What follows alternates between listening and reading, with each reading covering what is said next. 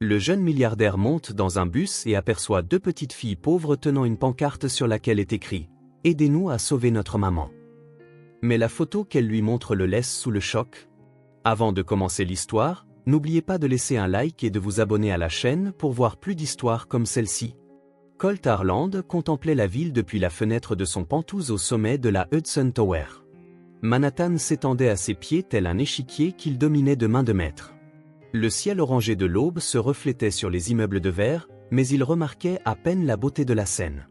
Ce n'était qu'un jour de plus, suivant un emploi du temps précis. À 28 ans, milliardaire et PDG de Harland Enterprises, son empire avait été bâti avec une précision chirurgicale, sans place pour l'erreur ou la sentimentalité. Forbes le surnommait le prodige de glace, un génie des affaires qui ne souriait jamais sur les photos. Alors qu'il se rasait avec des mouvements méthodiques, Colt observa son reflet dans le miroir. Des yeux gris-bleu, des cheveux bruns foncés parfaitement coupés, une mâchoire définie. Un visage qui faisait la une des magazines économiques, mais qui ne montrait que rarement une autre émotion qu'une gravité implacable. Pourtant, quelque chose était différent ce matin-là. Une agitation qu'il ne pouvait nommer, comme un bourdonnement agaçant sans origine claire. Il avait dormi les 7 heures prévues, son régime alimentaire était impeccable, ses projets étaient dans les temps. Malgré tout, une sensation étrange le dérangeait. « Monsieur Harland, votre café est prêt et la voiture vous attend en bas », la voix de Reynolds, son assistant, retentit dans l'interphone. « J'ai annulé la voiture aujourd'hui, Reynolds. » Un bref silence à l'autre bout du fil. « Pardonnez-moi, monsieur ? Y a-t-il eu un changement dans votre programme ? » « Non, je n'utiliserai tout simplement pas la voiture aujourd'hui. » Un autre silence, plus long cette fois. En 3 ans de service, Reynolds n'avait jamais reçu une telle instruction de la part de Colt. Ce dernier coupa l'interphone avant que d'autres questions ne puissent survenir. Il ne pouvait même pas se l'expliquer à lui-même. Il sentait juste le besoin de faire quelque chose de différent, de sortir du scénario, de respirer un air qui n'était pas filtré par le système dernier cri de sa voiture ou de son bureau.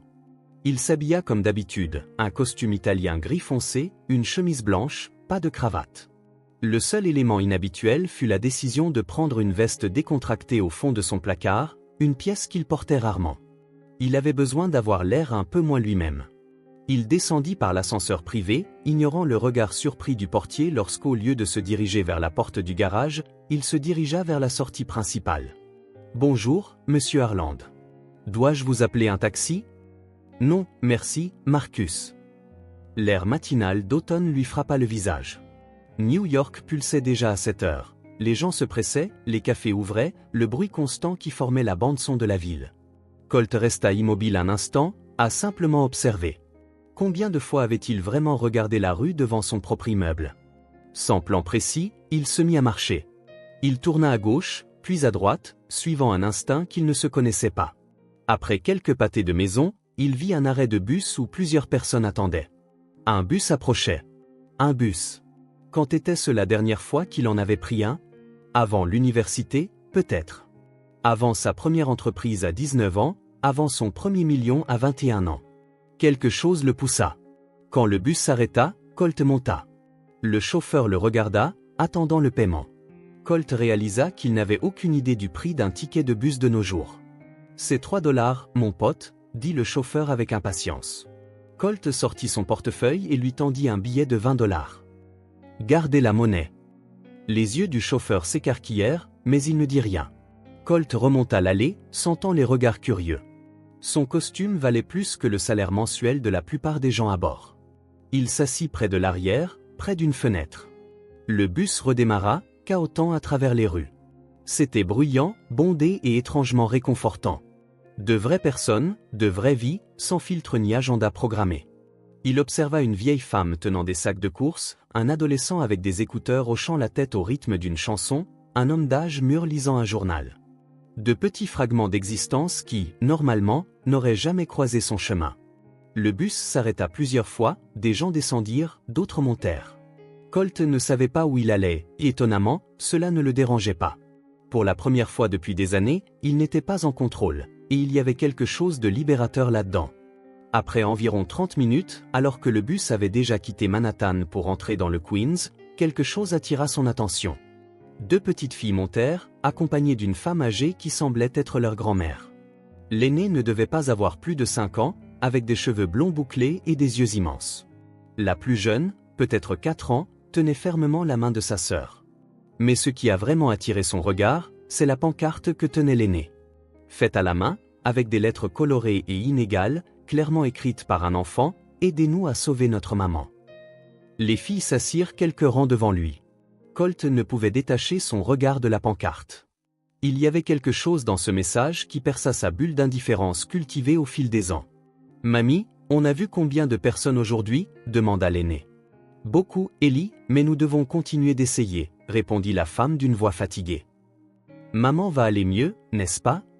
La voix de la plus jeune était presque un murmure. « Bien sûr que oui, Willa. Nous avons juste besoin d'un peu d'aide. » Colt se surprit à se pencher en avant, essayant d'entendre davantage de la conversation. Les filles, Ellie et Willa, tournèrent la pancarte pour que les autres passagers puissent la voir. Certains regardaient avec compassion, d'autres faisaient semblant de ne pas remarquer. Quand le bus s'arrêta de nouveau, Ellie se leva, avec un courage qui surprit Colt, commença à descendre l'allée en montrant la pancarte. « S'il vous plaît, notre maman est très malade », dit-elle d'une voix tremblante mais déterminée. « Nous avons besoin d'acheter des médicaments. » Certains passagers donnèrent quelques pièces ou de petits billets, d'autres regardèrent par la fenêtre, évitant le contact visuel. Colt resta immobile, observant. Quand Ellie arriva près de lui, elle s'arrêta. Pour une raison quelconque, ses petits yeux se fixèrent sur les siens. « Monsieur, pouvez-vous aider notre maman ?» demanda-t-elle en tendant la pancarte. Colt regarda le panneau et remarqua une photo scotchée dans le coin, une jeune femme souriant avec les 2 filles. Quelque chose dans ce visage déclencha un souvenir. Il prit la pancarte pour regarder de plus près et eut l'impression de recevoir un coup de poing dans l'estomac. C'était Marianne. Marianne Miller. La même Marianne qui avait travaillé dans son Pantouse pendant 4 ans. La même qu'il avait licenciée 8 mois plus tôt pour absence répétée et retard constant. La même dont il avait complètement ignoré les explications sur des problèmes familiaux, ne considérant que sa politique stricte de tolérance zéro pour l'inefficacité. « Est-ce que votre mère s'appelle Marianne ?» demanda-t-il, sa voix presque méconnaissable pour lui-même. Ellie hocha la tête énergiquement. « Oui, vous connaissez notre maman ?» Colt sentit quelque chose d'étrange dans sa poitrine, un serrement, un poids qu'il n'avait pas l'habitude de ressentir. Culpabilité, remords, des émotions qui ne faisaient pas partie de son vocabulaire quotidien. « Oui, je la connais », répondit-il en étudiant le visage des fillettes. Comment n'avait-il jamais remarqué la ressemblance? Marianne avait-elle mentionné des filles? Avait-il même prêté suffisamment attention pour le savoir? « Elle est malade », dit Willa, la plus jeune, rejoignant sa sœur. « Elle tousse beaucoup et elle est chaude. »« Une fièvre », corrigea Ellie, et le docteur a dit qu'elle a besoin de médicaments chers, mais on n'a pas assez d'argent. La femme âgée s'approcha. « Les filles, n'embêtez pas le monsieur. »« Elle ne me dérange pas », s'empressa de dire Colt. « En fait, j'aimerais aider.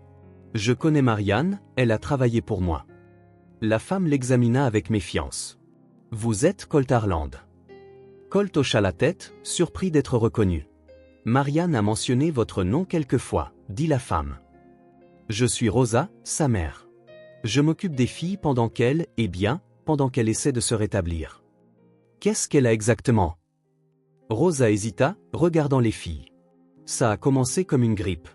Elle n'a pas pu se faire soigner correctement au début, car elle n'avait pas d'assurance maladie après avoir perdu son travail. Maintenant, les médecins suspectent une pneumonie. » Chaque mot était comme une aiguille. Marianne avait perdu son assurance maladie quand il l'avait licenciée. Elle était malade, sans ressources, avec 2 petites filles. « Où habitez-vous » demanda Colt en se levant. « Pourquoi » La méfiance dans le ton de Rosa était évidente. « Parce que je veux aider. Vraiment. » Après un moment d'hésitation, Rosa lui donna l'adresse, un quartier modeste du Queens. « Nous descendons au prochain arrêt, dit-elle. Si vous voulez vraiment aider, vous pouvez venir avec nous. » Quelques minutes plus tard, Colt se retrouva à descendre du bus dans un quartier qu'il n'avait jamais visité. De vieux immeubles, des trottoirs fissurés, une réalité complètement différente des gratte-ciels de verre et d'acier qui faisaient partie de son monde. Il suivit Rosa et les filles sur quelques pâtés de maisons jusqu'à un petit immeuble d'appartements en briques. Ils montèrent 3 étages par l'escalier, l'ascenseur était en panne, jusqu'à un appartement au 3e étage. Le contraste avec son Pantouse n'aurait pas pu être plus grand. L'appartement était petit, avec des meubles usés mais propres. Il y avait des dessins des filles scotchés au mur, quelques plantes dans des pots de fortune, et un sentiment de foyer qui, malgré sa simplicité, fit réaliser à Colt à quel point sa propre résidence était froide et impersonnelle. « Maman », appela Ellie en entrant, « on a amené un homme qui dit qu'il te connaît. » Une quinte de tout provint d'une des chambres. Rosa fit signe à Colt d'attendre et alla voir. Les filles restèrent dans le salon, le regardant avec curiosité. « Tu vas vraiment aider notre maman ?» demanda Willa, ses grands yeux pleins d'espoir. Avant que Colt ne puisse répondre, Rosa revint. « Elle est réveillée, mais très faible, dit-elle. J'ai mentionné votre nom, et elle était surprise. » Colt suivit Rosa dans une petite chambre. La vue de Marianne le choqua. Elle était allongée dans le lit, visiblement amaigrie, le visage pâle à l'exception des joues rougies par la fièvre. Ses cheveux sombres, autrefois toujours impeccablement coiffés, étaient étalés sur l'oreiller. Elle respirait avec difficulté, et même le simple fait de tourner la tête pour le regarder semblait lui demander un effort immense. « Monsieur Harland », sa voix n'était qu'un murmure rauque. « Qu'est-ce que vous faites ici ?» Colt sentit quelque chose se briser en lui. La femme efficace et discrète qui avait travaillé chez lui pendant 4 ans était réduite à cette version fragile et malade, et il ne pouvait s'empêcher de sentir qu'il y avait contribué. « J'ai rencontré vos filles dans le bus », expliqua-t-il en s'approchant du lit. « Marianne, pourquoi n'êtes-vous pas venue me voir quand vous êtes tombée malade ?» Elle tenta de rire, mais le son se transforma en tout. « Après la façon dont mon travail s'est terminé, je ne pensais pas que vous vous en soucieriez. » Chaque mot était une accusation silencieuse, et Colt savait qu'il la méritait. « Vous devez aller à l'hôpital, maintenant, » dit-il, sa voix retrouvant une partie de sa fermeté habituelle. « Je ne peux pas me le permettre, » répondit-elle simplement.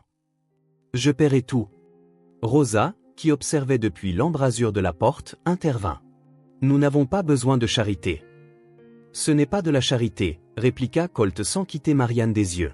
« C'est le moins que je puisse faire. » Marianne étudia son visage un instant, comme si elle y cherchait quelque chose. Quoi qu'elle ait vu sembla la convaincre, car elle hocha légèrement la tête. « Les filles, elles viendront avec nous, » décida Colt en regardant Ellie et Willa qui jetaient un coup d'œil par la porte de la chambre. « Si vous le permettez. » Rosa commença à protester, mais Marianne l'interrompit d'un geste faible. « C'est bon, maman. Elles auront peur si elles ne peuvent pas me voir. » Les minutes suivantes furent un tourbillon d'action.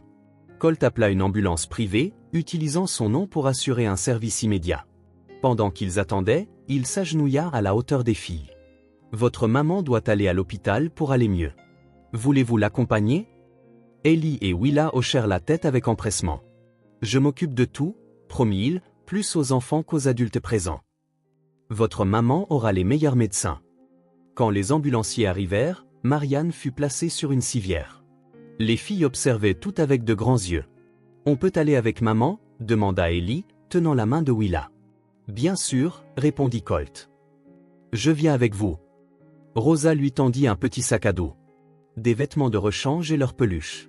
Elles en auront besoin. Sur le chemin de l'ambulance, Rosa retint le bras de Colt. « Pourquoi ? Pourquoi faites-vous ça ?» Colt n'avait pas de réponse toute prête. Pour la première fois, il agissait par impulsion, mu par quelque chose qu'il ne pouvait expliquer rationnellement. « Parce que c'est la bonne chose à faire, » répondit-il simplement. Rosa l'étudia un instant. « Prenez bien soin d'eux. De tous. » Dans l'ambulance, Colt s'assit avec Ellie et Willa tandis que les ambulanciers s'occupaient de Marianne. Les filles étaient silencieuses, observant l'équipement avec un mélange de fascination et de peur. « Ça aide maman à mieux respirer », expliqua Colt en montrant le masque à oxygène. « Et ça montre son cœur qui bat. » Comme dans le dessin animé de l'hôpital, dit Willa, semblant un peu plus calme. À l'hôpital, l'équipe médicale confirma le diagnostic, une pneumonie sévère, aggravée par le manque de traitement adéquat au début. Sans antibiotiques puissants et soins intensifs, la situation aurait pu devenir fatale en quelques jours. « Elle devra être hospitalisée », expliqua le médecin. « Probablement pour une semaine, peut-être plus. »« Faites tout ce qui est nécessaire », ordonna Colt. « Ne regardez pas à la dépense. Je veux le meilleur traitement disponible. » Pendant qu'il remplissait les formulaires et fournissait sa carte de crédit, une infirmière s'approcha avec Ellie et Willa. « Les filles demandent quand elles pourront voir leur mère. »« J'ai fini ici, » dit Colt en rangeant son portefeuille. il regarda les filles. On va voir comment elle va? Marianne était installée dans une chambre privée. Elle dormait, connectée à des moniteurs et recevant des médicaments par intraveineuse.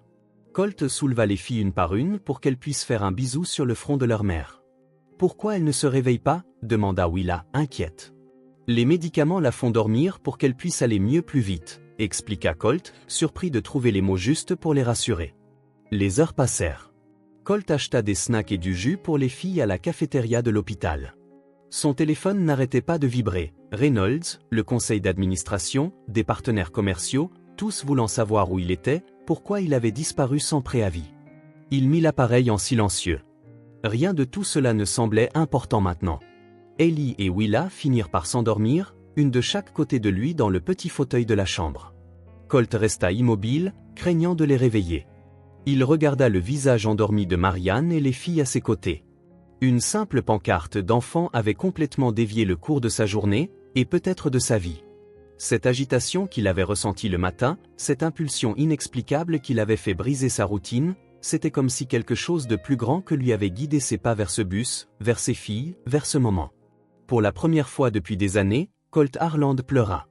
Des larmes silencieuses que personne ne vit, sauf une infirmière qui entra pour vérifier les moniteurs et repartit discrètement, lui laissant son intimité. Dans le silence de la chambre d'hôpital, quelque chose en lui avait irrévocablement changé.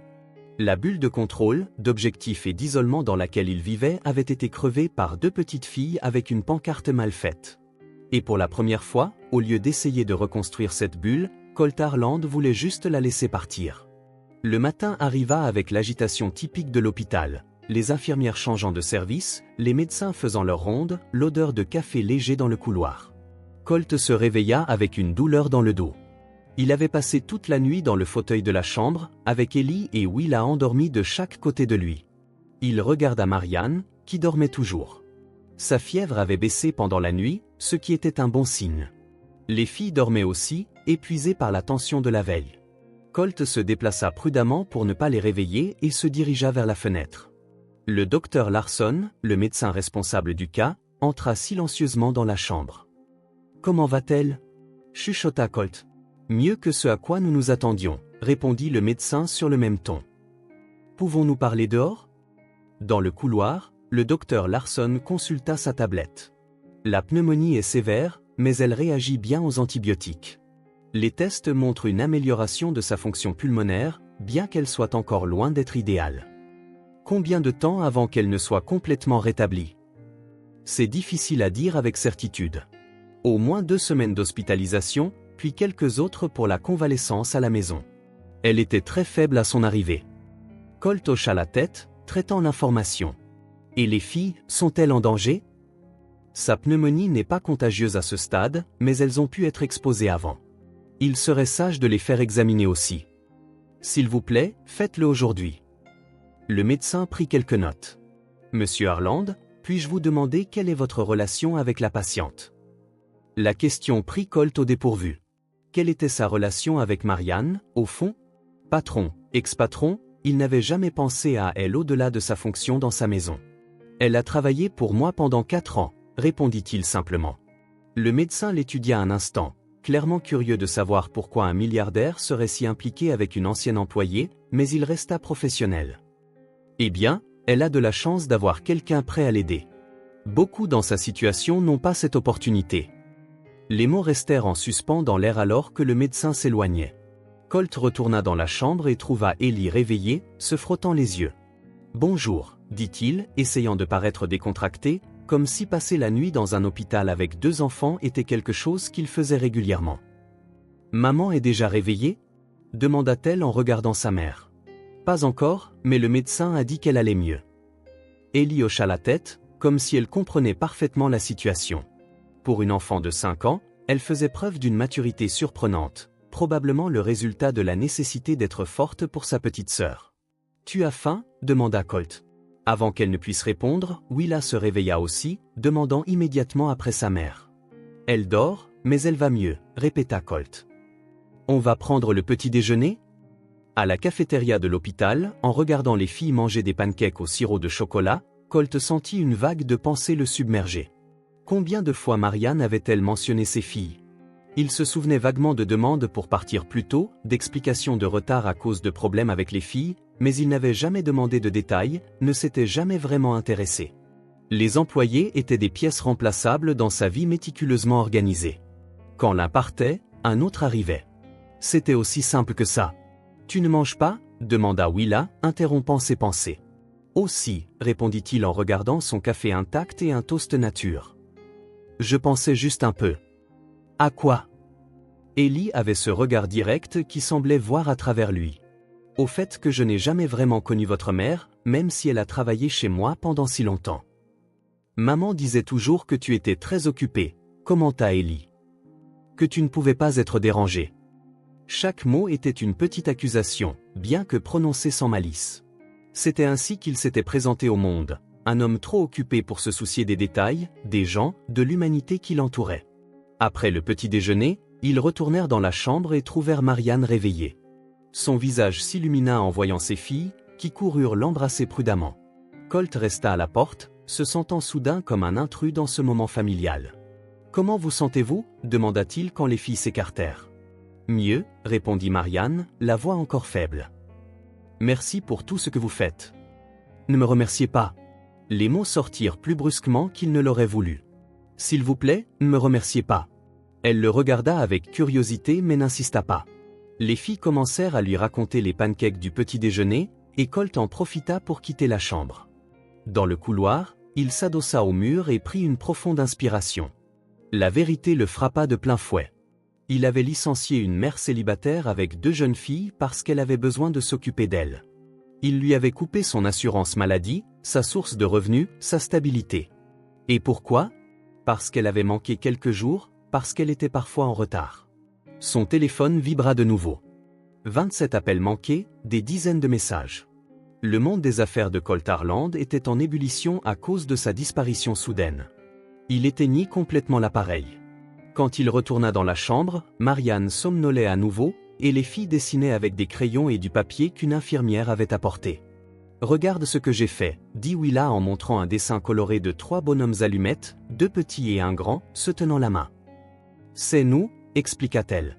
« Toi, Ellie et moi, qui prenons soin de maman. » Colt regarda le dessin simple et sentit une boule dans sa gorge. Une infirmière entra pour vérifier les signes vitaux de Marianne. « Oh, les filles ne peuvent pas rester à l'hôpital trop longtemps » informa-t-elle gentiment. La politique autorise les visites des enfants, mais pas qu'ils restent de manière prolongée. Colt hocha la tête, ayant déjà anticipé cela. « Puis-je les emmener chez moi ce soir ? Elle serait plus à l'aise là-bas. » L'infirmière jeta un coup d'œil à Marianne. Il faudrait que la patiente l'autorise, étant la mère.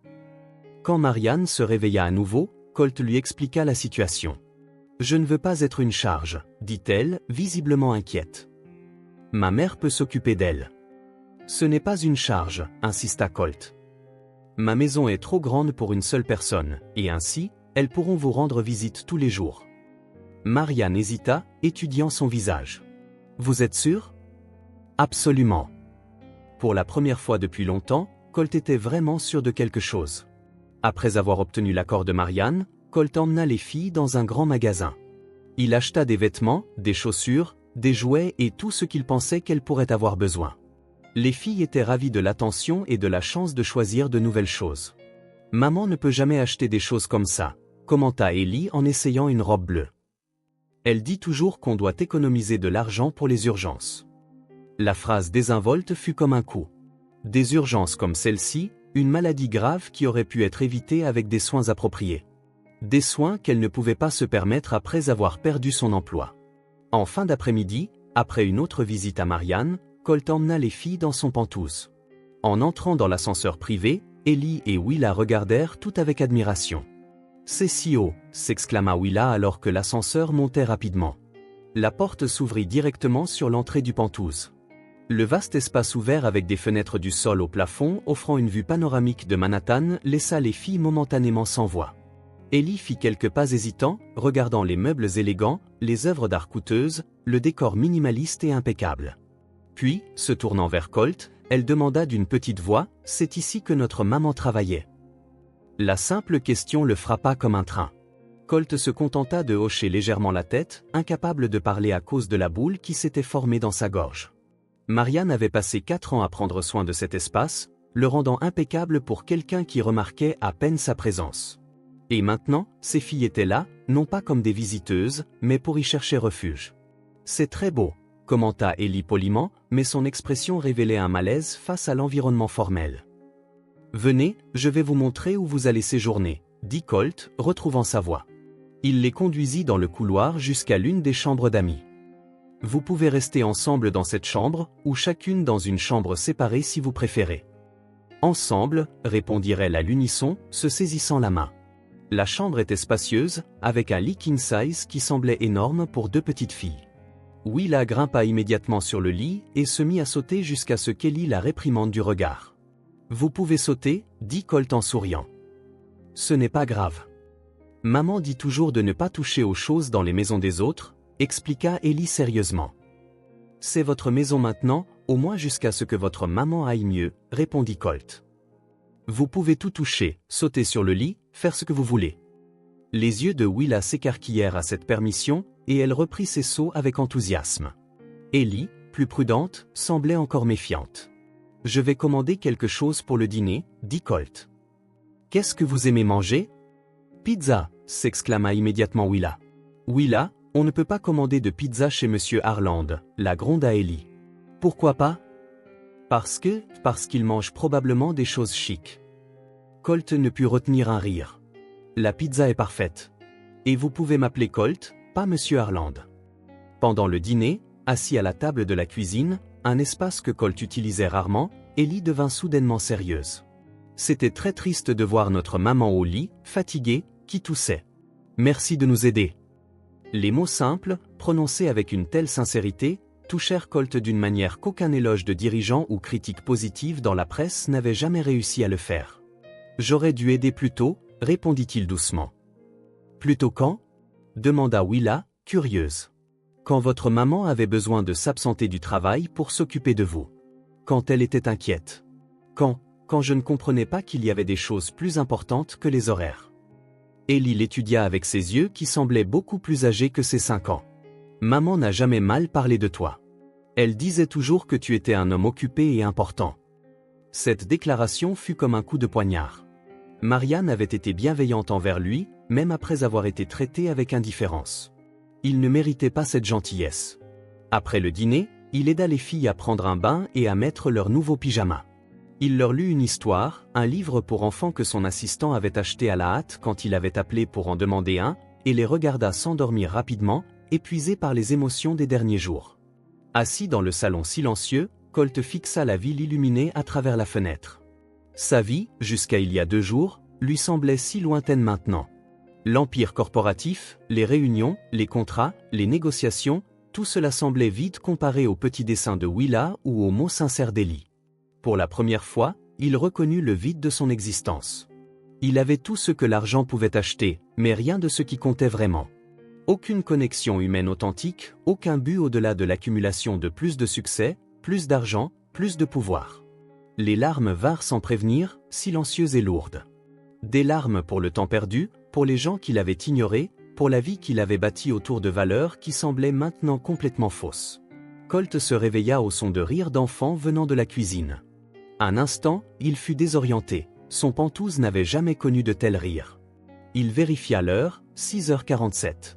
Normalement, à cette heure, il serait déjà en train d'examiner des rapports ou en visioconférence avec des dirigeants de l'autre côté du monde. Il trouva Ellie essayant de faire des toasts pendant que Willa étalait de la confiture sur pratiquement tout sauf le pain. « On voulait faire le petit déjeuner », expliqua Ellie avec une expression sérieuse qui ne correspondait pas à son visage de 5 ans.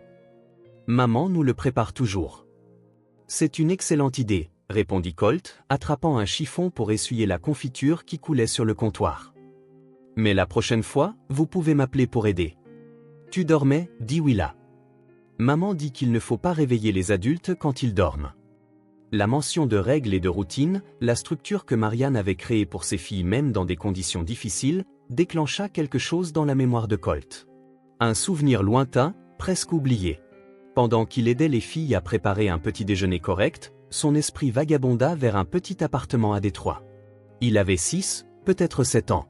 Le réfrigérateur était presque vide, le bruit constant des fuites qui goûtaient quand il pleuvait, l'odeur de moisi sur les murs. « Tu es triste ?» La voix de Willa le ramena au présent. « Non, ment-il. Je pense juste. »« Tu as l'air triste, » insista-t-elle avec cette honnêteté brute que seuls les enfants possèdent. Plus tard, pendant que les filles regardaient des dessins animés dans le salon, Colt s'assit dans son bureau mais ne put se concentrer sur son travail. Ses pensées ne cessaient de revenir au passé, un endroit qu'il visitait rarement volontairement. Son père était parti quand Colt avait 5 ans, sans explication, sans adieu. Sa mère travaillait 2 emplois, partant avant l'aube et revenant quand il était déjà presque endormi. Le petit Colt apprit tôt à se débrouiller seul, à ne pas déranger, à ne pas faire de bruit, à ne pas avoir de besoin. « Sois fort, sois indépendant », lui disait sa mère les rares soirs où elle était à la maison. « Personne ne va s'occuper de toi dans ce monde. Tu dois t'occuper de toi-même. » Et il apprit. Oh, comme il apprit. « Colt. » Ellie était à la porte du bureau. « On peut aller voir maman maintenant ?» La question le tira à nouveau de ses souvenirs. « Bien sûr, allons nous préparer. » À l'hôpital, Marianne avait l'air un peu mieux. Toujours faible, toujours pâle, mais ses yeux avaient plus de vie. Les filles coururent l'embrasser, lui racontant avec enthousiasme la maison de Colt, la télévision géante et le petit déjeuner à la confiture. « J'espère qu'elle ne vous cause pas de problème, » dit Marianne en regardant Colt avec inquiétude. « Pas du tout, » répondit-il sincèrement. Pendant que les filles montraient les dessins qu'elles avaient faits pour leur mère, Colt observait l'interaction. Il y avait tant d'intimité là, tant d'amour sans réserve. C'était quelque chose qu'il n'avait jamais connu. À 16 ans, il avait commencé à travailler tout en étant au lycée. À 18 ans, il obtint une bourse partielle pour l'université et travailla 3 emplois pour couvrir le reste. À 21 ans, il lança sa première start-up. À 25 ans, il la vendit pour une somme qui changea sa vie à jamais. À chaque étape, la leçon était la même, garder ses distances, être efficace, ne pas s'attacher. Les gens étaient des variables dans une équation, pas des connexions à entretenir. « Je peux m'asseoir sur tes genoux ?» demanda Willa, interrompant ses pensées. Sans attendre de réponse, elle grimpait déjà sur sa jambe. Le geste simple et confiant, l'absence totale d'hésitation le surprit. Quand était-ce la dernière fois que quelqu'un l'avait approché comme ça, sans agenda, sans peur, sans arrière-pensée? De retour aux Pentouses après la visite à l'hôpital, Colt prépara une collation pour les filles. Ellie voulut aider, alors il la souleva pour qu'elle puisse atteindre le comptoir. « Maman nous laisse toujours aider », expliqua-t-elle. Elle dit que c'est comme ça qu'on apprend. Ta mère est très sage, commenta Colt. C'est quoi, sage? Demanda Willa. Ça veut dire qu'elle sait des choses importantes. Comme quoi? Comme comment vous aimer, comment vous apprendre des choses utiles, comment être une bonne personne. Plus tard, en mettant les filles au lit, Colt se retrouva à raconter une histoire sans livre, quelque chose qu'il inventa sur le moment à propos de 2 petites exploratrices qui sauvaient des animaux magiques. Les filles écoutaient, fascinées, demandant plus de détails, corrigeant des parties de l'histoire, participant activement. Quand elles s'endormirent enfin, Colt resta assis sur le bord du lit, les regardant. 2 petites vies qui, en quelques jours seulement, avaient abattu des murs qu'il avait construits pendant des décennies. Le silence de sa vie, un silence qu'il avait toujours considéré comme productif, nécessaire, semblait maintenant vide et stérile comparé au chaos joyeux qu'Ellie et Willa avaient apporté. Il se leva et se dirigea vers la fenêtre. La ville scintillait dehors, imposante et froide. Son empire, son refuge, sa prison. Pendant tant d'années, Colt avait cru que la distance était une force, que l'indépendance était une vertu, que l'efficacité était tout. Il avait construit des murs si hauts autour de lui qu'il ne réalisait même pas à quel point il était seul à l'intérieur. Maintenant, en regardant les filles endormies, il ressentit un besoin presque physique de proximité. Pas seulement avec elles, mais avec la vie elle-même. Être présent, vraiment présent, pas seulement occuper un espace. Se connecter, pas seulement exister en parallèle. Le garçon solitaire de Détroit qui avait appris trop tôt à n'avoir besoin de personne comprit enfin ce qu'il avait perdu en chemin. Et peut-être, juste peut-être, qu'il n'était pas trop tard pour le retrouver. Une semaine s'écoula depuis l'admission de Marianne à l'hôpital. Les médecins, surpris par son rétablissement, réduisirent les antibiotiques et commencèrent à planifier sa sortie. Colt avait établi une routine avec les filles. Petit déjeuner ensemble, visite à l'hôpital, activité l'après-midi, dîner et histoire avant de dormir. Ce matin-là, en arrivant à l'hôpital, ils trouvèrent Marianne assise dans son lit au lieu d'être allongée. Ses cheveux, autrefois étalés sans vie sur l'oreiller, étaient coiffés en une simple tresse. Il y avait de la couleur sur ses joues, non pas la rougeur fiévreuse des premiers jours, mais un teint sain qui rendait ses yeux plus vifs. « Maman, tu es assise », s'exclama Willa en courant l'embrasser. « Je me sens beaucoup mieux aujourd'hui, ma chérie », répondit Marianne en embrassant le sommet de la tête de sa fille. Ellie s'approcha plus prudemment, étudiant sa mère comme si elle cherchait des signes que cette amélioration pourrait être temporaire. « Tu es encore malade ? » ?»« Oui, mais je vais mieux. Le docteur Larson a dit que je pourrais rentrer à la maison dans quelques jours. » Colt, qui était resté en arrière, portant les sacs à dos des filles remplis de livres et de jouets, ressentit un étrange mélange de soulagement et d'appréhension. Soulagement parce que Marianne allait mieux, appréhension parce que cela signifiait la fin de la situation actuelle. Les filles rentreraient chez elles avec leur mère, et lui, retournerait-il à son ancienne vie? Cette idée, autrefois si naturelle, semblait maintenant étrangement vide. « C'est une excellente nouvelle, » dit-il en posant les sacs à dos sur le petit canapé de la chambre. Marianne l'observait avec curiosité. « Comment vous entendez-vous, tous les trois ?»« Bien, » répondit-il en même temps que Willa s'exclamait, « c'est super amusant. Colt nous a emmenés au musée hier. On a vu des dinosaures immenses, » informa Ellie. « Et il nous a acheté de la glace, » ajouta Willa. « 3 boules. » Marianne se mit à rire, un son que Colt réalisa n'avoir jamais entendu auparavant. En 4 ans de service chez lui, il ne se souvenait pas de l'avoir jamais vu vraiment sourire, pas de cette manière insouciante et authentique. « On dirait que vous vous amusez, » commenta-t-elle avec un regard que Colt ne put tout à fait déchiffrer. La demi-heure suivante, les filles racontèrent leurs aventures des derniers jours à leur mère. Finalement, une infirmière vint chercher Ellie et Willa pour une petite visite de l'hôpital, dans le cadre d'un programme pour les enfants ayant des membres de leur famille hospitalisés. Quand ils furent seuls, un silence inconfortable remplit la pièce. Colt réalisa que, bien que Marianne ait travaillé chez lui pendant si longtemps, il n'avait jamais vraiment parlé. « Merci, » dit-elle finalement. « De vous être occupé d'elle, de tout ça. » Elle fit un geste qui englobait la chambre privée, l'équipement de pointe, les fleurs fraîches sur la table. « Ne me remerciez pas, » répondit-il en s'asseyant sur la chaise à côté du lit. « S'il vous plaît. » Marianne l'étudia un instant. « Vous avez changé. » L'observation le prit au dépourvu. « Comment ça ? » ?»« Vous semblez différent. Plus présent. » Colt ne sut que répondre. À la place, il posa la question qui lui trottait dans la tête. « Pourquoi ne m'avez-vous jamais parlé de vos filles pendant tout le temps où vous avez travaillé pour moi ?» Marianne ajusta l'oreiller derrière son dos. « Vous n'avez jamais demandé. » La réponse simple le frappa comme une gifle. C'était vrai. Il ne lui avait jamais rien demandé de personnel, ni à aucun autre employé. Les gens entraient et sortaient de sa vie sans laisser de traces, ou du moins c'est ce qu'il pensait. C'était comment, d'élever les filles seules? La question lui échappa avant qu'il ne puisse réfléchir. Un sourire fatigué apparut sur le visage de Marianne. Dur. Très dur. Mais on fait ce qu'on a à faire, n'est-ce pas? Ça a toujours été juste vous, depuis le début? Elle regarda par la fenêtre. Leur père a disparu quand il a appris que j'étais enceinte d'Ellie. J'avais 22 ans, pas de diplôme, je travaillais comme serveuse. Quand Willa est née, 2 ans plus tard, les choses se sont encore compliquées. Même père? Oui. Il est revenu, a promis qu'il avait changé, qu'il serait là pour moi. 3 mois après la naissance de Willa, il a de nouveau disparu, cette fois pour de bon. Je suis désolé, dit Colt, sentant l'inadéquation de ses mots. C'était il y a longtemps, presque 5 ans. Elle le regarda de nouveau. Au début, je ne pensais pas pouvoir y arriver. J'avais 2 jeunes enfants, des factures qui s'accumulaient, et personne pour m'aider. Mais on continue d'avancer, n'est-ce pas? Du moins, quand on a des enfants, on n'a pas le choix. Colt pensa à sa propre vie, aux choix qu'il avait, aux portes que l'argent ouvrait, aux problèmes que le pouvoir résolvait. Et pourtant, il n'avait jamais connu le genre de force qu'il voyait chez Marianne. Comment avez-vous géré tout ça? Un jour à la fois. Beaucoup de nuits blanches, beaucoup de larmes quand elle ne regardait pas, dit-elle en haussant les épaules. J'ai eu 3 emplois pendant un certain temps. Je laissais Ellie chez des voisins, puis dans des garderies bon marché.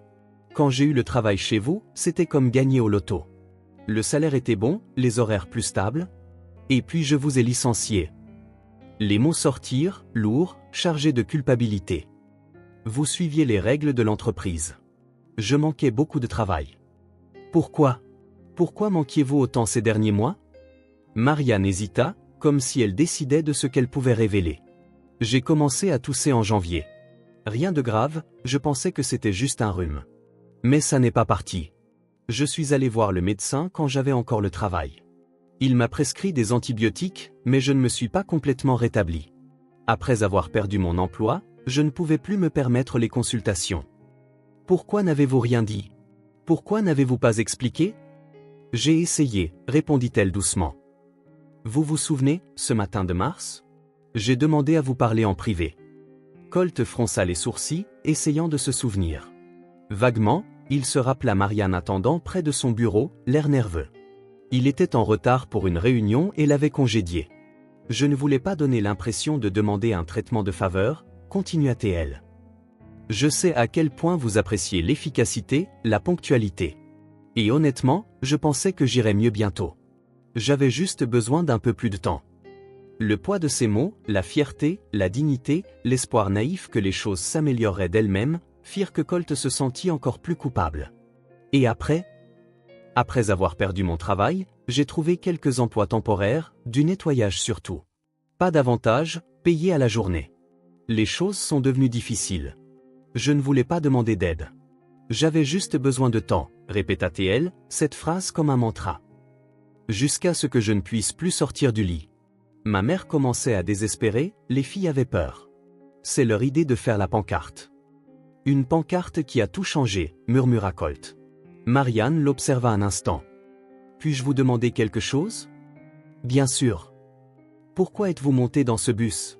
Ça ne vous ressemble pas. La question le fit sourire légèrement. Ce n'est pas mon genre, n'est-ce pas? Honnêtement, je ne sais pas. Je me suis réveillé avec cette agitation, comme si quelque chose n'allait pas, était déplacé. J'avais besoin de sortir, de respirer, de faire quelque chose de différent. Le destin, peut-être, suggéra-t-elle avec une pointe d'humour dans la voix. Je ne crois pas au destin, répondit-il automatiquement, puis s'arrêta. Ou du moins, je n'y croyais pas. Un silence confortable s'installa entre eux, non pas le silence gênant d'avant, mais quelque chose de plus calme, comme si une barrière invisible avait été levée. Elle vous aime beaucoup, dit Marianne après un moment. Surtout Willa. Elle a toujours été plus ouverte, plus confiante. Ellie est plus prudente, comme moi. Ce sont des enfants incroyables, répondit Colt sincèrement. Intelligente, drôle, résiliente. Vous avez fait un travail incroyable, Marianne. Elle sourit, et Colt remarqua comment ses yeux s'illuminaient quand elle souriait vraiment. Merci. J'essaie de faire de mon mieux. Et quand vous sortirez d'ici, quels sont vos projets? La question fit vaciller son sourire. Je ne sais pas encore. Je devrais trouver un autre travail, bien sûr. Quelque chose qui me permette de prendre soin de ma santé et des filles en même temps. Ce ne sera pas facile, mais... Elle haussa les épaules, je trouverai un moyen. Je le fais toujours. Avant que Colt ne puisse répondre, les filles revinrent de leur visite, excitées par ce qu'elles avaient vu. Le moment passa, mais les mots de Marianne restèrent avec lui. Plus tard, en rentrant chez lui avec Ellie et Willa chantant à l'arrière, Colt pensa à l'histoire de Marianne. Sa force, sa détermination, sa dignité même dans les moments les plus difficiles. Et il pensa à lui-même, à la façon dont il avait vécu si longtemps en croyant que le succès signifiait le contrôle, la distance, le pouvoir. Comment il avait confondu la richesse avec la valeur. Une idée commença à se former dans son esprit. Une idée qui, 2 semaines plus tôt, aurait semblé absurde, irréalisable, trop sentimentale. Maintenant, elle semblait être la seule voie possible. Avec la sortie de Marianne prévue pour la semaine suivante, Colt réalisa qu'il devait préparer sa maison pour son retour. Il avait demandé à Rosa, la mère de Marianne, s'il pouvait récupérer quelques vêtements à apporter à l'hôpital, et la femme lui avait donné les clés de l'appartement. Ne soyez pas choqués par le désordre, l'avait prévenu Rosa. Les choses ont été un peu négligées depuis qu'elle est tombée malade. Le samedi matin, Colt se rendit dans le Queens, avec l'intention de prendre quelques vêtements confortables et peut-être de trier les factures qui devaient être payées. Les filles étaient restées à l'hôpital avec leur grand-mère, passant du temps avec Marianne. Il se gara devant le petit immeuble de briques et monta les 3 étages. Cette fois, il remarqua des détails qu'il n'avait pas vus auparavant. La rampe instable, les marches usées, la peinture écaillée. Le quartier n'était pas dangereux, mais l'immeuble souffrait clairement d'années d'entretien différé. En ouvrant la porte de l'appartement, Colt fut accueilli par une odeur de moisi et de nourriture avariée. Le petit salon, qui lui avait paru simplement modeste auparavant, révélait maintenant des signes clairs de difficultés financières. Un canapé avec un revêtement déchiré à plusieurs endroits, rapiécé avec du ruban adhésif. Une table basse dont un pied était remplacé par une pile de livres. Des rideaux délavés suspendus à une tringle tordue. La cuisine était en pire état. Il ouvrit le réfrigérateur et y trouva peu de choses, beaucoup d'entre elles périmées. Dans le placard sous l'évier, il vit un seau stratégiquement placé pour recueillir l'eau d'une fuite. Les placards ne contenaient que quelques paquets de pâtes, de riz et de haricots, des aliments de base qui pouvaient être étirés sur plusieurs repas. Sur le petit comptoir à côté du réfrigérateur, il trouva une pile de courriers. Il commença à la trier et réalisa bientôt la gravité de la situation. Des factures d'électricité avec des avis de coupure, des loyers en retard, des lettres de recouvrement pour des prêts, des factures médicales impayées, certaines datant d'avant même le licenciement de Marianne, ce qui signifiait qu'elle était déjà en difficulté financière tout en travaillant pour lui. La chambre des filles était le seul espace qui semblait avoir été épargné par les problèmes. Petite mais organisée, avec 2 lits jumeaux côte à côte. Au mur, des dessins colorés et quelques affiches de dessins animés. Les jouets étaient peu nombreux mais bien entretenus. Une boîte à chaussures décorée d'autocollants contenait des crayons de couleur et des fournitures scolaires, tous utilisés jusqu'à leur limite absolue. Les crayons étaient de minuscules bouts à peine tenables. La chambre de Marianne était spartiate. Un simple lit double, une armoire dont la porte était maintenue fermée par une ficelle, une table de chevet avec une base de lampe fissurée.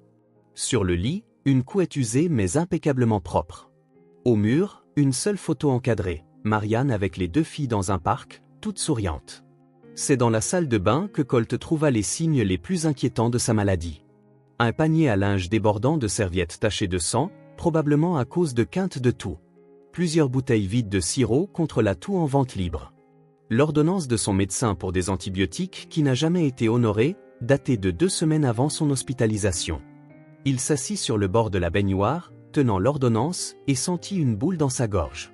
Pendant 4 ans, alors qu'il vivait dans son luxueux Penthouse en exigeant la perfection, Marianne avait lutté en silence pour maintenir sa famille à flot. Et quand elle avait le plus besoin de compréhension, quand elle était trop malade pour travailler régulièrement, il l'avait licenciée sans une seconde pensée. Il retourna dans le salon et regarda de nouveau la pile de factures. Un calcul rapide montra que les dettes s'élevaient à plus de 8 000 $. Une somme insignifiante pour lui, mais clairement écrasante pour Marianne. Sur une impulsion, il prit le téléphone et appela Reynolds, son assistant. « J'ai besoin que vous contactiez toutes ces entreprises », dit-il en énumérant les créanciers de Marianne. « Je veux que toutes ces dettes soient payées d'ici la fin de la journée, et je veux des reçus pour tout. » « Oui, monsieur », répondit Reynolds sans poser de questions. « Autre chose ?» Colt regarda autour de l'appartement. « Oui. Engager une équipe de nettoyage pour qu'elle soit ici dans 1 heure. Et un plombier. Et quelqu'un qui peut réparer les meubles. Dois-je envoyer l'équipe de design de votre résidence d'été ? Non, répondit Colt après un moment de réflexion. C'est différent. J'ai besoin de gens qui comprennent les vraies réparations, pas la décoration de luxe. Après avoir raccroché, Colt resta au milieu du salon, absorbant la réalité de la vie de Marianne. Pendant 4 ans, elle avait maintenu sa maison impeccable, toujours ponctuelle, toujours efficace, alors qu'ici, dans sa propre maison, elle luttait contre des problèmes qu'il ne pouvait même pas imaginer. Mais ce qui le troublait le plus n'était pas la pauvreté elle-même. C'était de savoir qu'il aurait pu aider à tout moment. Une petite augmentation, une prime occasionnelle, un plan de santé plus complet. Des gestes simples qui n'auraient rien signifié pour lui, mais qui auraient pu changer complètement sa vie. À l'hôpital cet après-midi-là, Colt trouva Marianne assise dans un fauteuil près de la fenêtre, avec les filles à ses côtés. Elle avait l'air remarquablement mieux. « Le médecin a dit que je pourrais rentrer à la maison mardi », annonça-t-elle à son arrivée. « C'est fantastique », répondit Colt, hésitant. « Mais je pense que nous devons nous assurer que vous avez un environnement approprié pour vous rétablir. » Marianne fronça les sourcils. « Que voulez-vous dire ? » « Je suis allé à votre appartement aujourd'hui pour récupérer quelques affaires. » Elle eut immédiatement l'air mal à l'aise. « Oh, je suis désolé pour le désordre. Les choses se sont un peu désorganisées quand je suis tombé malade. » « Marianne, dit-il en s'asseyant sur la chaise en face d'elle. Je ne juge pas. Je veux juste aider. Aider? Il y avait de la méfiance dans son ton. Je m'occupe des factures en retard, dit-il simplement. Ses yeux s'écarquillèrent. Non, vous ne pouvez pas faire ça. C'est trop d'argent. Je trouverai un moyen. C'est déjà fait, l'interrompit-il doucement. Et ce n'est pas négociable.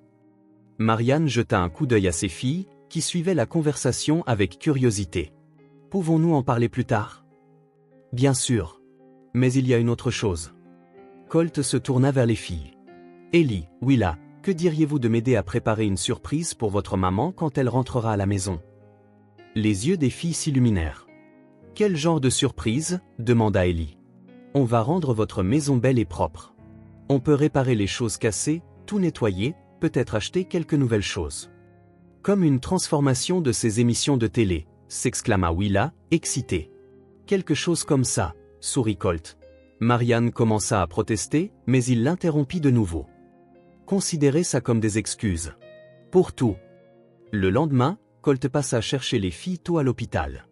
Le plan était de passer le dimanche à préparer l'appartement pour le retour de Marianne.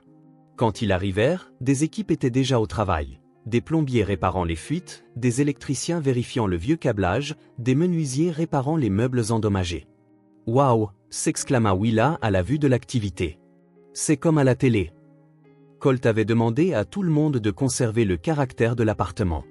Il ne voulait pas d'une rénovation luxueuse qui dépouillerait la maison de son identité, juste des réparations et des améliorations nécessaires pour rendre l'espace fonctionnel et confortable. « Qu'est-ce qu'on peut faire pour aider ?» demanda Ellie, toujours pratique. « Que diriez-vous de commencer par trier ce que vous voulez garder et ce que nous pouvons remplacer ?» suggéra Colt. Les filles prirent la tâche au sérieux.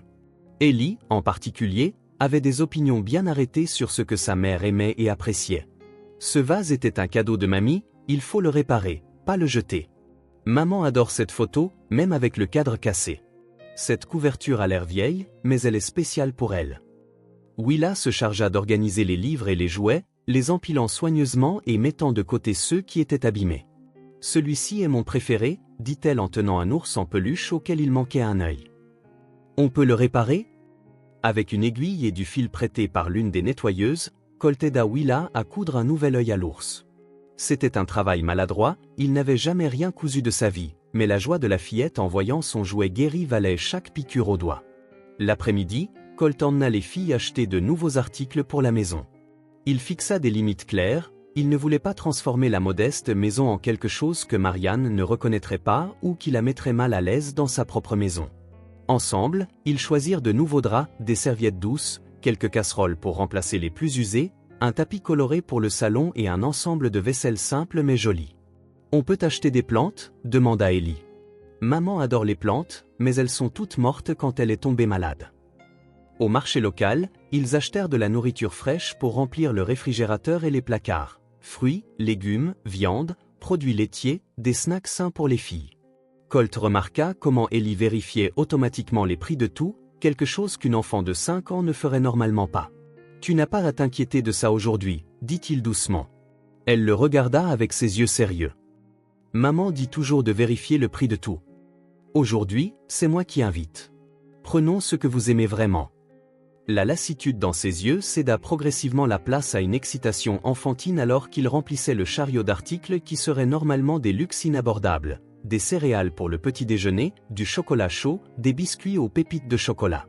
De retour à l'appartement, les transformations étaient déjà visibles. La fuite sous l'évier avait été réparée, les murs peints, les meubles réparés ou remplacés si nécessaire. Le canapé scotché avait été retapissé, la table basse avait un nouveau pied, les rideaux délavés étaient remplacés. Dans la cuisine, Colt et les filles organisèrent la nourriture dans les placards désormais réparés. Le réfrigérateur, qui ne contenait autrefois que quelques articles périmés, était maintenant plein. La petite cuisinière avait été nettoyée jusqu'à briller. Dans la chambre des filles, les professionnels avaient pris soin de conserver la disposition d'origine, ne réparant que ce qui était cassé et ajoutant de petites touches, une nouvelle lampe, des étagères pour les livres, un petit coffre pour les jouets. La chambre de Marianne reçut le même traitement respectueux. Le vieux lit fut conservé, mais reçut un nouveau matelas et une literie douce. L'armoire fut réparée, la lampe remplacée. La photo au mur reçut un nouveau cadre, et 2 autres cadres vides furent ajoutés à côté, en attente de nouveaux souvenirs. La salle de bain fut entièrement rénovée. C'était l'espace qui nécessitait le plus de réparation, avec des carreaux cassés et de la moisissure sur les murs. Maintenant, elle était propre, fonctionnelle, avec une douche qui devenait réellement chaude et un lavabo qui ne fuyait pas. Quand tous les professionnels eurent terminé et furent partis, Colt et les filles ajoutèrent les touches finales. Ellie décida où chaque nouvelle plante devait aller. Willa décora le réfrigérateur avec ses dessins, maintenus par des aimants colorés. Ensemble, ils organisèrent les articles de toilette dans la salle de bain, suspendirent des serviettes propres et firent les lits avec les nouveaux draps. « Tu penses que maman va aimer ?» demanda Willa, assise sur le canapé fraîchement retapissé, serrant son ours en peluche à l'œil recousu. « J'en suis sûr, » répondit Colt, regardant autour de lui. L'appartement était toujours le même taille, même disposition, même adresse, mais c'était maintenant un endroit où une famille pouvait vivre avec dignité et confort. Ce n'était pas luxueux et n'avait pas besoin de l'être. C'était adéquat, fonctionnel, accueillant. Ellie s'approcha de lui, le regard de nouveau sérieux. « Pourquoi fais-tu tout ça ?» La question le prit au dépourvu. Comment pouvait-il expliquer à une enfant de 5 ans le tourbillon d'émotions qui le motivait ? La culpabilité, le regret, le désir de réparation, et quelque chose de plus, quelque chose de nouveau qu'il ne pouvait pas encore tout à fait nommer. « Parce que ta maman le mérite, répondit-il simplement. Et parce que j'aurais dû aider il y a longtemps. Ellie hocha la tête, comme si la réponse avait un sens parfait pour elle. Elle a travaillé très dur pour toi. Oui, c'est vrai. Et je ne l'ai jamais reconnu comme il se doit. Ce soir-là, après avoir ramené les filles dans son pantouse, Colt resta éveillé, pensant à la journée. Il avait dépensé une somme considérable en réparation, en nouveaux articles, en paiement de dettes. Mais c'était de l'argent dont il ne sentirait même pas la perte.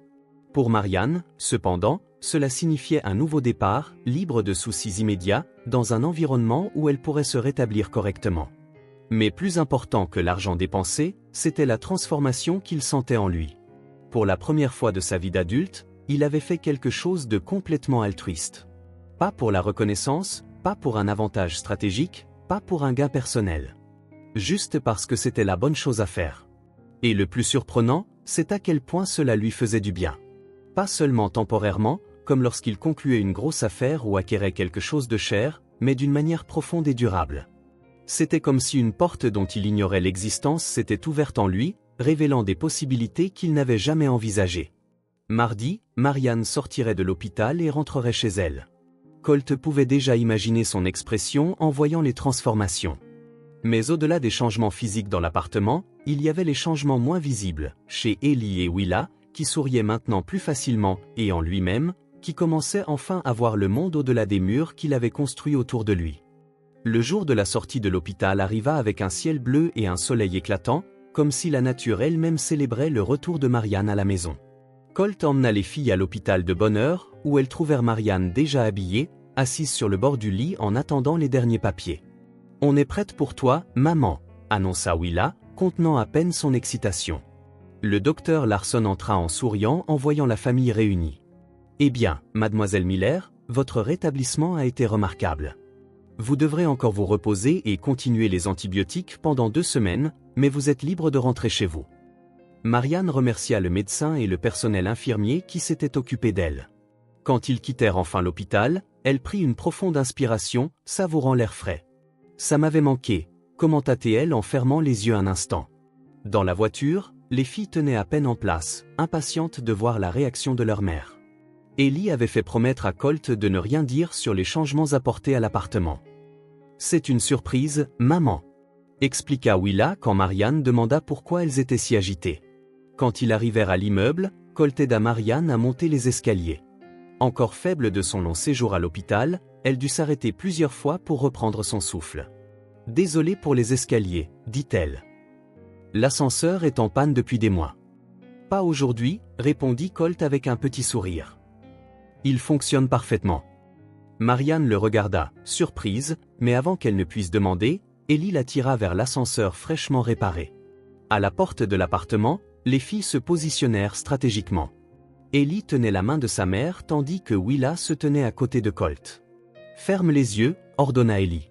Marianne obéit en souriant. Colt déverrouilla la porte et les filles la guidèrent à l'intérieur. « Tu peux les ouvrir maintenant » s'exclamèrent-elles à l'unisson. Marianne ouvrit les yeux et se figea. Un instant, elle crut qu'il s'était trompé d'appartement. L'espace autrefois usé et sombre était maintenant lumineux, propre et organisé. Les meubles qu'elle connaissait étaient là, mais réparés, renouvelés. Il y avait des plantes dans les coins, de nouveaux rideaux aux fenêtres, et un agréable arôme de quelque chose de fraîchement cuit. « Qu'est-ce que » commença-t-elle, mais les mots lui manquèrent. « On a tout réparé pour toi, maman », expliqua Willa, sautillant d'excitation. « Ellie et moi avons aidé, et c'était l'idée de Colt », ajouta Ellie en le regardant avec admiration. Marianne traversa lentement le salon, touchant les meubles comme si elle ne pouvait pas croire qu'ils étaient réels. Le canapé où elle s'était si souvent endormie, épuisée, était maintenant ferme et confortable. La table basse qu'elle avait trouvée dans la rue et calée avec des livres avait maintenant 4 pieds solides. Dans la cuisine, elle ouvrit le réfrigérateur et le trouva rempli de nourriture fraîche. Les placards étaient organisés, la cuisinière propre, l'évier ne fuyait plus. « Vous avez tout réparé » murmura-t-elle, encore sous le choc. Dans la chambre des filles, elle trouva les lits faits avec de nouveaux draps, les jouets organisés, les livres sur des étagères. Elle reconnut chaque objet, rien n'avait été jeté, seulement restauré et organisé. Sa propre chambre conservait la même simplicité qu'elle avait toujours appréciée, mais maintenant avec de petites touches de confort, un nouveau matelas, une literie douce, l'armoire réparée. Dans la salle de bain, elle ne put retenir ses larmes. L'espace qui avait été une source de tant de frustration avec ses pannes constantes et ses problèmes était maintenant complètement rénové. Elle retourna dans le salon, où Colt et les filles attendaient avec impatience sa réaction. « Je ne sais pas quoi dire » avoua-t-elle, la voix nouée par l'émotion. « Tu as aimé, maman » demanda Willa, inquiète par ses larmes. « J'adore, ma chérie. » Marianne s'agenouilla pour serrer ses filles dans ses bras. « C'est le plus beau cadeau que j'ai jamais reçu. » Elle regarda Colt par-dessus la tête des filles. « Vous n'aviez pas à faire ça. »« Si, je le devais, » répondit-il simplement. Les semaines suivantes furent une période d'ajustement et de rétablissement. Marianne suivit les recommandations du médecin à la lettre, se reposant beaucoup et prenant ses médicaments. Les filles retournèrent à l'école et Rosa, la mère de Marianne, aida aux tâches ménagères quand c'était nécessaire. Colt passait presque tous les jours, apportant toujours quelque chose, parfois de la nourriture, parfois un livre, parfois juste sa présence. Il ne restait jamais trop longtemps, respectant l'espace et le temps de convalescence de Marianne, mais il était clair qu'il se souciait d'elle. Un mois après sa sortie, Marianne était presque complètement rétablie. La couleur était revenue sur son visage, sa respiration était normale et son énergie commençait à revenir. Assise sur le canapé du salon, elle parcourait un journal à la recherche d'offres d'emploi quand on sonna à la porte. C'était Colt, portant un dossier. « J'espère que je ne dérange pas. »« Pas du tout. Les filles sont à l'école et j'étais juste ?» Elle hésita, ne voulant pas mentionner sa recherche d'emploi. « En train de chercher du travail ?» compléta-t-il. Elle hocha la tête. « Je dois bientôt me remettre en selle. Les factures n'arrêtent pas de tomber, même avec votre générosité. » Colt s'assit dans le fauteuil en face d'elle. « En fait, c'est de ça que je suis venu parler. » Marianne se redressa, tendue. Au fil des ans, elle avait appris à reconnaître quand une conversation importante allait avoir lieu. « Je veux vous offrir de reprendre votre ancien poste » dit Colt directement. Marianne cligna des yeux, surprise. « Mon travail, chez vous ?»« Oui. Mais avec des conditions différentes. » Il ouvrit le dossier et lui tendit quelques documents. Le salaire serait celui-ci. Les horaires seraient flexibles. Vous pourriez amener les filles si nécessaire, surtout pendant les vacances scolaires ou quand elles sont malades. Marianne regarda les chiffres sur le contrat et faillit s'étouffer. C'était plus du double de ce qu'elle gagnait auparavant. C'est très généreux, mais... Il y a plus, continua Colt. La maison d'amis à l'arrière de la propriété est vide. Elle a 3 chambres, un salon, une cuisine, un espace complètement séparé de la maison principale. Elle serait à vous, sans frais supplémentaires. Marianne le dévisagea, sans voix. La maison d'amis qu'il mentionnait était presque un petit manoir comparé à son minuscule appartement. Elle avait nettoyé cet espace quelques fois pour des invités spéciaux, admirant toujours son élégance simple. Et les filles auraient libre accès au jardin, à la piscine, à la bibliothèque, à tout le domaine, en fait. J'ai trop d'espace pour une seule personne. Pourquoi faites-vous ça? Demanda-t-elle finalement, la voix basse. Colt resta silencieux un instant, choisissant ses mots. Disons que j'ai eu une épiphanie. J'ai passé toute ma vie à croire que le succès signifiait simplement accumuler plus d'argent, plus de pouvoir, plus de contrôle. Je ne me suis jamais donné la peine de regarder autour de moi, de voir qui était laissé pour compte.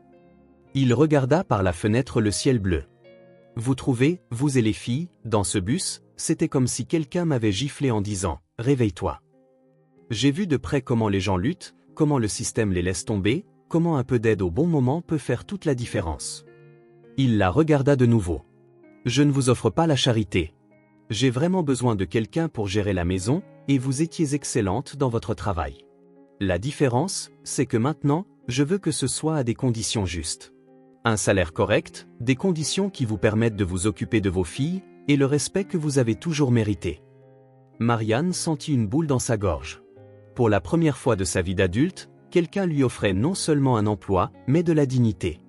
Non seulement un salaire, mais de la stabilité. Non seulement du travail, mais une vraie chance d'équilibrer sa vie professionnelle et familiale. « Je peux y réfléchir ?» demanda-t-elle. « Bien sûr », répondit Colt en se levant. « Prenez tout le temps dont vous avez besoin. » Ce soir-là, après que les filles se furent endormies, Marianne relut la proposition plusieurs fois. Les doutes étaient nombreux. Serait-il étrange de retourner travailler pour Colt après tout ce qui s'était passé? Les filles s'adapteraient-elles bien à un si grand changement? Colt essayait-il simplement de compenser sa culpabilité? Mais les avantages étaient indéniables. Le salaire résoudrait tous ses problèmes financiers. La maison d'amis offrirait un espace sûr et confortable pour que les filles grandissent. La flexibilité lui permettrait d'être présente quand ses filles avaient besoin d'elle. Le lendemain matin, elle appela Colt. « J'accepte, dit-elle simplement.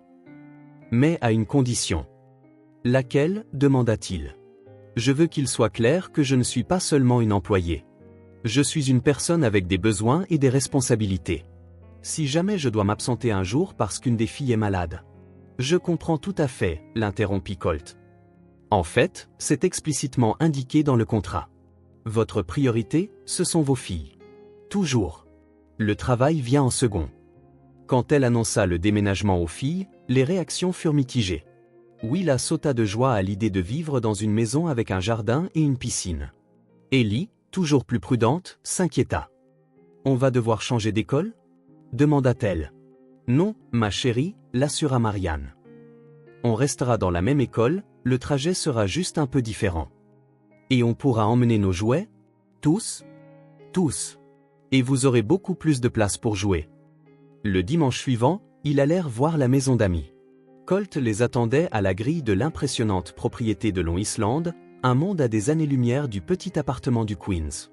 Les filles furent momentanément intimidées par la taille de l'endroit, mais le sourire doux de Colt les mit bientôt à l'aise. « Venez, je veux vous montrer où vous allez vivre, » dit-il en les guidant sur un chemin de pierre qui serpentait à travers des jardins bien entretenus.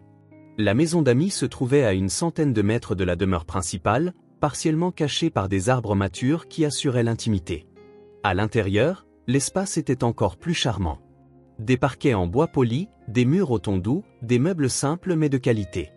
Le salon avait une cheminée, la cuisine était compacte mais complète, et les chambres à l'étage étaient spacieuses et lumineuses. « Ce serait votre chambre » dit Colt en ouvrant une porte pour les filles. « J'ai pensé que vous préfériez peut-être rester ensemble, mais il y a une autre chambre si vous voulez des espaces séparés. » La chambre était assez grande pour 2 lits, une bibliothèque et un coin-jeu. Les fenêtres donnaient sur le jardin, et au loin, on pouvait voir la piscine scintiller sous le soleil. « C'est plus grand que toute notre maison », s'exclama Willa en courant d'un côté à l'autre, explorant chaque recoin. Ellie était plus réservée, mais ses yeux brillaient en examinant la pièce. « On peut vraiment vivre ici ?»« Si votre mère est d'accord, bien sûr, » répondit Colt. Marianne était sans voix. L'endroit était parfait, assez proche de la demeure principale pour le travail, mais assez loin pour maintenir l'intimité de sa famille. Après avoir vu la maison, Colt leur fit visiter le domaine. Il y avait des parterres de fleurs, des arbres fruitiers, un potager, pour le plus grand plaisir des filles, une petite aire de jeu avec des balançoires et un toboggan. « Je l'ai fait installer la semaine dernière », expliqua-t-il en regardant Willa courir immédiatement vers les balançoires. « Je pensais que ça pourrait vous plaire. »« Vous avez pensé à tout », commenta Marianne en regardant ses filles jouer. « J'ai essayé, répondit-il simplement. 3 semaines plus tard, le déménagement était terminé. Le peu de biens de la famille Miller tenait facilement dans un petit camion. Colt insista pour acheter de nouveaux meubles pour compléter la maison, mais Marianne veilla à conserver certains objets spéciaux. La table à manger où les filles faisaient leurs devoirs, le rocking chair où elle les berçait bébés, le coffre antique qui avait appartenu à sa grand-mère. Le premier jour de travail officiel arriva. Marianne déposa les filles à l'école et se rendit à la demeure. Colt lui avait donné une voiture d'occasion mais en parfait état de fonctionnement pour faciliter ses déplacements. Reynolds, l'assistant de Colt, l'accueillit à l'entrée. « Bienvenue, mademoiselle Miller. Monsieur Harland est dans son bureau, mais il m'a demandé de vous montrer les changements dans la maison. » Les changements étaient subtils mais significatifs. Il y avait maintenant un petit bureau adjacent à la cuisine, équipé d'un ordinateur et d'un téléphone, spécialement conçu pour elle. Pour que vous puissiez gérer la maisonnée et rester en contact avec les filles, expliqua Reynolds. La salle du personnel, où elle se reposait occasionnellement pendant les longues journées, avait été transformée en un petit salon avec un canapé confortable et une télévision. Pour quand les filles devront rester ici pendant que vous travaillez, dit Reynolds. Et peut-être le changement le plus surprenant, il y avait de nouvelles photos sur les murs de la maison. Pas seulement l'art abstrait habituel qui avait toujours décoré l'endroit, mais de vraies photographies de personnes. L'une d'elles, dans le couloir principal, montrait Ellie et Willa souriant dans le jardin. Colt apparut alors que Reynolds terminait la visite. « Que pensez-vous des changements ?»« Ils sont parfaits, » répondit Marianne, encore en train de tout assimiler. « Vous avez pensé à des détails que je n'aurais même pas imaginés. »« J'ai appris l'importance des détails grâce à vous trois, » dit-il. « Les petites choses qui font d'un espace un foyer. » Dans les semaines qui suivirent, une nouvelle routine s'installa. Marianne supervisait le nettoyage et l'entretien de la demeure, désormais avec l'aide d'autres membres du personnel que Colt avait embauchés. Ses responsabilités étaient plus managériales que manuelles, une promotion tacite qu'elle appréciait profondément. Les filles s'épanouirent dans le nouvel environnement. Après l'école, elles couraient dans le jardin, explorant chaque recoin, créant des cachettes parmi les buissons, inventant des histoires sous les vieux arbres. Les week-ends, elles nageaient dans la piscine sous l'œil vigilant de leur mère. Un dimanche particulièrement ensoleillé, 2 mois après le déménagement, Colt trouva Marianne assise dans le jardin, regardant ses filles jouer près du petit étang ornemental. « Elles ont l'air heureuses », commenta-t-il en s'asseyant sur le banc à côté d'elle. « Elles le sont », confirma Marianne. « Je ne les ai jamais vues aussi libres, aussi enfantines. »« Et vous ?» Marianne réfléchit un instant. « Je suis heureuse aussi. C'est étrange, vous savez, de travailler à nouveau pour vous, mais d'une manière si différente. » « Différente comment ? » Avant, j'étais invisible. Je faisais mon travail, j'essayais de ne pas être remarqué, de ne pas être une gêne. Maintenant, j'ai l'impression d'être vu comme une personne, pas seulement comme une employée. Colt hocha la tête, comprenant. J'étais un patron terrible. Pas le pire, corrigea-t-elle en souriant légèrement. Juste distant. Et maintenant ? Marianne regarda les filles qui riaient en nourrissant les poissons de l'étang avec de petites miettes de pain. Maintenant, j'ai l'impression que nous apprenons tous quelque chose de nouveau. Moi sur la confiance, vous sur le fait de voir, les filles sur le sentiment d'appartenance. Ils restèrent assis en silence un moment, observant simplement Ellie et Willa jouer. Le soleil de l'après-midi projetait une lumière dorée sur le jardin, rendant les fleurs encore plus vibrantes, l'herbe plus verte, le ciel plus bleu. Colt se leva. « J'ai failli oublier. Je vous ai apporté quelque chose. » Il retourna à la maison et revint avec un petit bouquet de fleurs sauvages, des marguerites, des petits tournesols, de la lavande, de l'autre côté de la propriété. « J'ai pensé que vous aimeriez les mettre sur la table à manger. » Marianne accepta les fleurs, touchée par la simplicité du geste. « Elles sont magnifiques, merci. » Il sourit et se dirigea vers les filles, qui l'accueillirent avec enthousiasme, voulant lui montrer les poissons qu'elles avaient découverts. En regardant la scène, Colt agenouillé au bord de l'étang, écoutant attentivement Ellie expliquer quelque chose sur les poissons, Willa accrochée à son épaule, Marianne ressentit une paix qu'elle n'avait pas connue depuis des années. Cet endroit, qui avait autrefois été juste un travail, était maintenant un foyer. Cet homme, qui avait autrefois été juste un patron, était maintenant quelque chose de différent. Pas tout à fait un ami, pas tout à fait de la famille, mais quelqu'un qui se souciait, qui voyait, qui comprenait. Et pour Colt, la transformation était tout aussi profonde. Sa demeure, autrefois un espace stérile et silencieux, était maintenant pleine de vie. Des rires d'enfants résonnaient dans les jardins, de petites empreintes de pas marquaient les chemins de pierre, des dessins colorés apparaissaient occasionnellement sur son bureau, des cadeaux timides des filles. Pour la première fois, l'endroit avait une vie. Il avait un but. Il avait un sens. Près de 6 mois s'étaient écoulés depuis que Colt avait trouvé Ellie et Willa dans ce bus avec leurs pancartes faites à la main. 6 mois qui avaient transformé sa vie d'une manière qu'il n'aurait jamais pu prédire. Ce samedi matin, Colt se réveilla plus tard que d'habitude. Il n'y avait pas de réunions urgentes, pas d'appels internationaux, pas de délais pressants. Ces derniers mois, il avait délibérément ralenti son rythme professionnel. Il était toujours le PDG de Harland Enterprises, prenait toujours des décisions importantes, gérait toujours son empire, mais maintenant, il y avait de la place pour plus. En descendant à la cuisine, il trouva des preuves qu'il n'était plus seul dans la maison. Un verre de jus à moitié vide dans l'évier, des miettes de toast sur le comptoir, une petite chaussette colorée oubliée sous une chaise. Il sourit à ces traces de vie. Avant, le moindre signe de désordre l'aurait profondément agacé. Maintenant, chaque preuve de la présence des filles était la bienvenue. Il se dirigea vers la fenêtre et vit Ellie assise sous un arbre, absorbée par un livre. « Bonjour », dit Marianne en entrant dans la cuisine avec un panier de linge propre. « Bien dormi ?»« Mieux que depuis longtemps », répondit-il sincèrement. « Willa te cherche. Elle veut te montrer l'expérience scientifique qu'elle fait dans le jardin. Quelque chose avec des scarabées et une ville miniature. » Colt sourit. « Je ferais mieux d'aller voir avant qu'on ait une invasion d'insectes. » Trop tard, rit Marianne. J'ai déjà trouvé 3 coccinelles dans ma chambre hier soir. Ces petites conversations matinales étaient devenues partie intégrante de la routine. Rien de profond, rien de compliqué, juste le rythme quotidien de personnes partageant un espace, partageant leur vie. Dans le jardin, il trouva Willa agenouillée sur l'herbe, concentrée sur une construction élaborée de brindilles, de feuilles et de petites pierres. « Bonjour, scientifique », la salua-t-il. Willa leva les yeux, son visage s'illuminant instantanément. « Colt, regarde ce que j'ai fait. C'est une ville pour les scarabées. Il y a des maisons, des écoles et même un hôpital au cas où ils tomberaient malades. » Il s'agenouilla à côté d'elle, observant l'incroyable attention aux détails que la fillette de 4 ans avait mise dans sa création. « C'est incroyable. Comment as-tu eu cette idée? Tu as dit que tout le monde mérite un bon endroit pour vivre, tu te souviens? J'ai pensé que les scarabées aussi. » Colt sentit quelque chose se serrer dans sa poitrine. C'était comme ça maintenant. De petites observations des filles le frappaient souvent avec une force inattendue. Elles absorbaient tout, le traitaient à leur manière unique, et le rendaient au monde avec une clarté qui le laissait souvent sans voix. « Tu as absolument raison, dit-il finalement. Les scarabées le méritent aussi. » Ils passèrent la demi-heure suivante à perfectionner la cité des scarabées, Willa expliquant avec enthousiasme chaque nouvel ajout tandis que Colt écoutait attentivement, posant des questions occasionnelles qui la faisaient réfléchir à de nouveaux détails. C'était ce qu'il avait découvert ces derniers mois, le pouvoir d'être simplement présent, d'écouter vraiment, de participer aux petits moments qui, additionnés, constituaient une vraie vie. Plus tard dans la journée, pendant que Marianne emmenait les filles rendre visite à leur grand-mère Rosa, Colt profita du temps seul pour vérifier quelques emails de travail. Reynolds avait envoyé plusieurs rapports urgents qui nécessitaient son attention.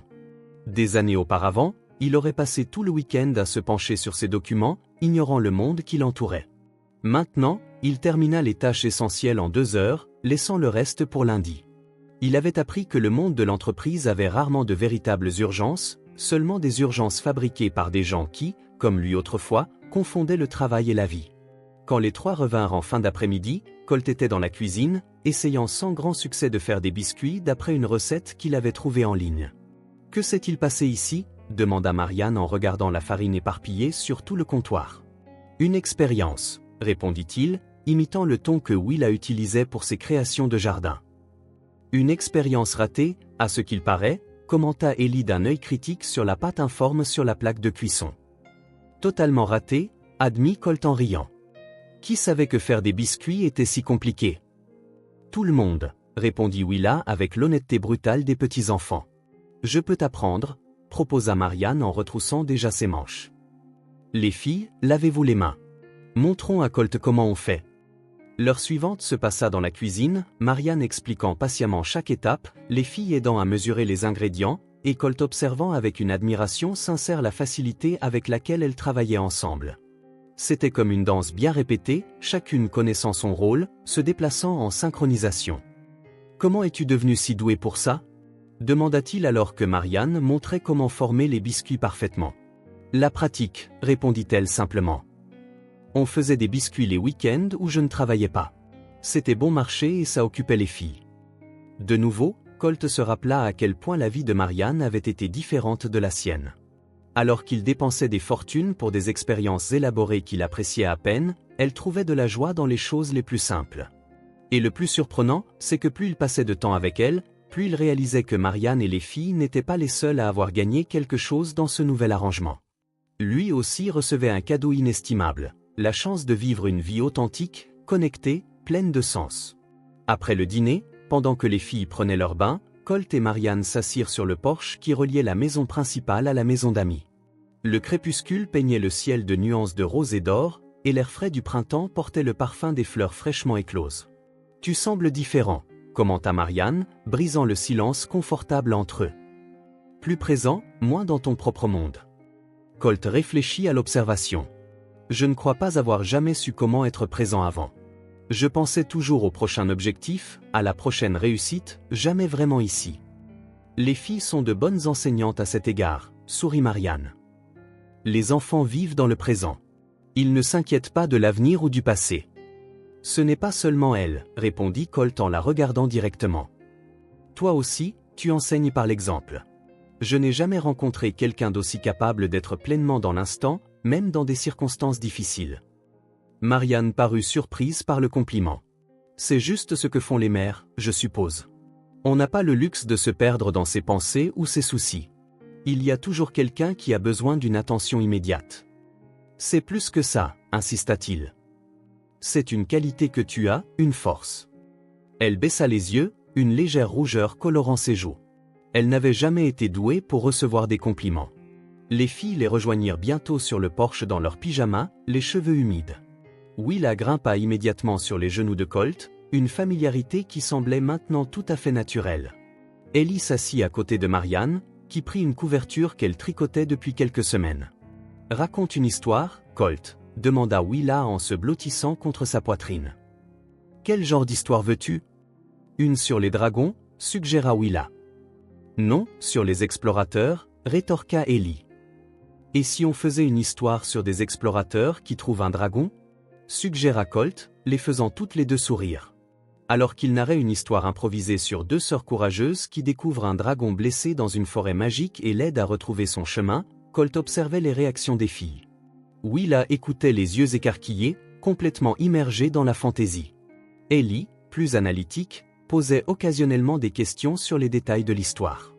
Marianne continuait son travail sur la couverture, ses mains se déplaçant avec grâce et précision, le son doux des aiguilles formant un rythme apaisant sous les mots de Colt. Quand l'histoire se termina, les filles applaudirent avec enthousiasme, puis, de manière surprenante, Willa bâilla. « Je pense qu'il est temps pour deux exploratrices d'aller au lit, » dit Marianne en rangeant son tricot. « Juste 5 minutes de plus, » supplia Willa. « Demain, vous pourrez chercher des dragons dans le jardin, » promit Colt. Maintenant, il est temps de se reposer. Après les baisers de bonne nuit et les câlins chaleureux, Marianne emmena les filles à l'intérieur. Colt resta sur le porche, observant le ciel étoilé. Quelques minutes plus tard, Marianne revint, reprenant son siège et son travail sur la couverture colorée. « Elles s'endorment vite quand elles sont vraiment fatiguées », commenta-t-elle. Ils restèrent assis en silence pendant un moment, mais ce n'était pas un silence inconfortable ou vide. C'était un silence plein de pensées, de sentiments, de compréhension mutuelle. Le genre de silence qui n'existe qu'entre des personnes qui se sentent complètement à l'aise en présence l'une de l'autre.